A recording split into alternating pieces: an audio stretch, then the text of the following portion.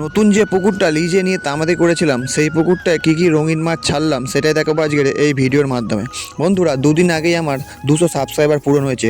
সেই জন্যে কাল সন্ধ্যেবেলা চলে গিয়েছিলাম মায়ের মন্দিরে পুজো দিতে। যে সমস্ত ব্যক্তিরা আমার ভিডিও দেখে বা আমার ভিডিও দেখে আমাকে সাবস্ক্রাইব করে আমার পাশে থেকেছেন, সেই সকল ব্যক্তির উদ্দেশ্যেই আজকের এই পুজো দেয়া। তো বন্ধুরা, সকালবেলায় আমি পুকুরে চলে গিয়েছিলাম, যেহেতু নতুন পুকুরে কিছু মাছ ছাড়তে হবে, তাই জন্য আমি প্রথমে সুন্দরী মলের নেটটা চাগিয়েছি। যেহেতু নতুন পুকুর, তাই এখানে সাদা মাছ ছাড়তে হবে। তার কারণ যদি মাছগুলো মিচে থাকে তাহলে সাদা মাছ আগেই চোখে পড়বে। তো আমি নেটটা চাগিয়ে নিয়েছি। এই নেটটাতেও বেশ কিছু পরিমাণ ঝাঁঝি ছিল, ঝাঁঝিগুলো সব ফেলে দিয়ে আস্তে আস্তে মাছগুলো সব আমি বেছে গামলির মধ্যে রাখলাম। সকল নতুন মৎস্য চাষিদের উদ্দেশ্যে আমার একটা বার্তা: যদি কেউ রঙিন মাছ ডাইরেক্ট পুকুরে চাষ করতে চাও, হয়তো তুমি পুকুর তামাদি করেছো, তারপরে পুকুর রেডি করে নিয়েছো, কিন্তু প্রথমেই বাচ্চা মাছ ছাড়বে না। আগে সাদা মাছ ছেড়ে দেখবে যে সেই মাছ দুদিন বাঁচে কিনা, তবেই এই পুকুরে অন্য বাচ্চা মাছ ছাড়তে পারবে। তো যাই হোক, এক এক করে সব মাছগুলো আমি গামলির মধ্যে রেখে দিলাম। এখানে আছে সুন্দরী মলি, কিছু বড় আর ছোট, আর তার সাথে সাথে আছে বড় বড় ধাড়ি রোজি।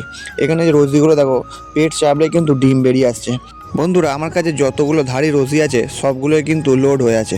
কিছুদিনের মধ্যে এদের আমি বাচ্চা তুলব, সেই প্রসেস আপনাদের আমি দেখাবো। তো যাই হোক, এই মাছগুলো থেকে আমি ছোট ছোট মাছগুলো সব বেছে নিয়ে গামলির মধ্যে রেখে দিচ্ছি। আর অল্প যে কটা বড় সুন্দরী মলি আছে আর বড় রশি কটা, সব নিয়ে আমি আস্তে আস্তে নেটের মধ্যে ছেড়ে দিলাম। এবারে বন্ধুরা, যে ছোট মাছগুলো আছে আমি ওপরে উঠে একটা প্লাস্টিকের মধ্যে নিয়ে বাড়ির দিকে রওনা দেবো। এখানে মোট 70খানা সুন্দরী মলি আছে ছোট বড় করে, তো প্যাকেটের মধ্যে পুরে নিয়েছি। এবারে বাড়ি যাওয়ার পালা বন্ধুরা। তো যাই হোক, বাড়ি চলে এসে সেই জলার পুকুরের দিকে আমি এবারে যাচ্ছি হাতে প্যাকেটটা নিয়ে। এবারে পুকুর পাড়ে এসে দেখছি পুকুরের চারদিকে ময়লা ভর্তি হয়ে আছে। ঠিক বুঝতে পারলাম না কার কারণ।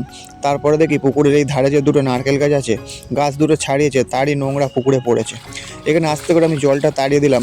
মাছের প্যাকেটটা কিছুক্ষণের জন্য সিজন করতে হবে। কিন্তু জলটা দেখে আমার এত আনন্দ হচ্ছে, জাস্ট জলটা একবার দেখুন, একদম সবুজ হয়ে আছে। এটাই তো আমি চেয়েছিলাম, জলের টেম্পার। এবারে মাছটাকে আমি কিছুক্ষণের জন্য সিজন করার জন্য রেখে দেবো। মোটামুটি 10 মিনিট সিজন করা প্রয়োজন। তারপরে বন্ধুরা, জলটা বেশ নাড়াচাড়া করে নিয়ে কিছুটা হাতে করে নিয়ে শুঁকে দেখলাম যে জলে একদম গ্যাস নেই। জল কিন্তু খুব দুর্দান্ত হয়ে গেছে। মোটামুটি 10 মিনিট হয়ে গেছে। তারপরে মাছের প্যাকেটটা আস্তে আস্তে খুলে নিয়ে এর মধ্যে আমি কিছুটা পুকুরের জল দিয়ে দেবো।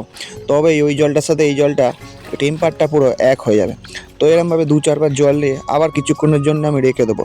বন্ধুরা, একটা কথা ভালো করে শুনবেন, আপনারা যদি একটা পুকুরের মাছ আর একটা পুকুরে এনে যদি ছাড়তে যান, তাহলে মিনিমাম 10 মিনিটের জন্য সিজন করে রেখে দেবেন। তো মাছ সিজন হয়ে গেছে।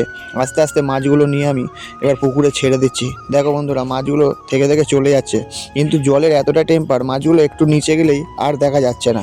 তো বন্ধুরা, সব মাছগুলো ছাড়া হয়ে গেছে। এবারে দেখো মাছগুলো থেকে থেকে সব দূরের দিকে চলে গেল। আজকের ভিডিও এই পর্যন্তই। আবার দেখা হবে আগামীকাল অন্য কোনো ভিডিও নিয়ে। আর ভিডিওটি যদি ভালো লেগে থাকে তাহলে একটি লাইক করবেন আর চ্যানেলটি সাবস্ক্রাইব করে পাশে থাকবেন।